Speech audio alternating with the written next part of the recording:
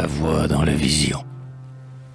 Or un jour qu'il allait doutant ici des cieux, doutant dans l'infini de leur béatitude, un paradis lointain s'entr'ouvrit à ses yeux, et le front ridé par les doctes études contempla tout à coup ébloui, frémissant, une lande angélique aux roses solitudes. Par un soir féerique, un archange puissant, Fils de Dieu descendu des célestes Sixtines, dans le rêve m'a peint son pays ravissant.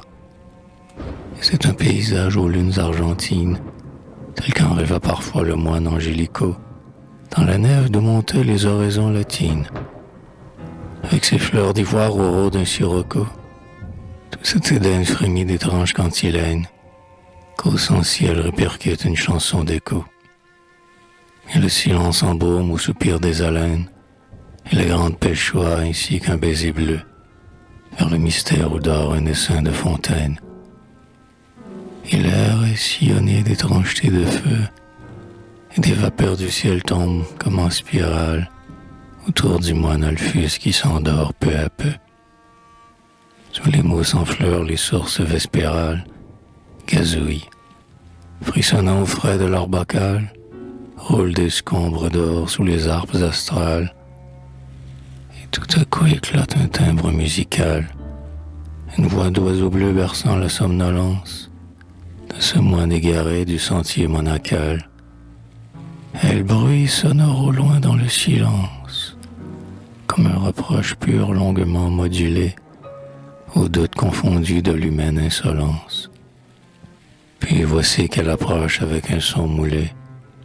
Elle s'enfle, plongeant sa voix dans son oreille, son hymne éternel tout un siècle a roulé. Puis sa large harmonie à de la mer pareille baisse dans le gosier céleste de l'oiseau, et lente, elle lui parle au sein de la merveille. Alphus, mon fils Alphus, sous ce divin arceau, je t'ai laissé dormir au chant de mes orchestres, chant doux, plus doux que ceux de ta mère au berceau. Couché dans le repos des ramures sylvestres, du sommeil à briser, plein d'orgueil transi, dans la sérénité de ces exils terrestres. Retourne sur la terre, un moment révisi, ne fût-ce que pour mettre en désarroi le doute. Retourne enfin au monde, on ne meurt pas ici. Puis Alphus, s'éveillant, voit sa vision toute, qui s'éclose en chantant. Il est saisi d'effroi, et le soleil de l'aube est là, poudrant la route.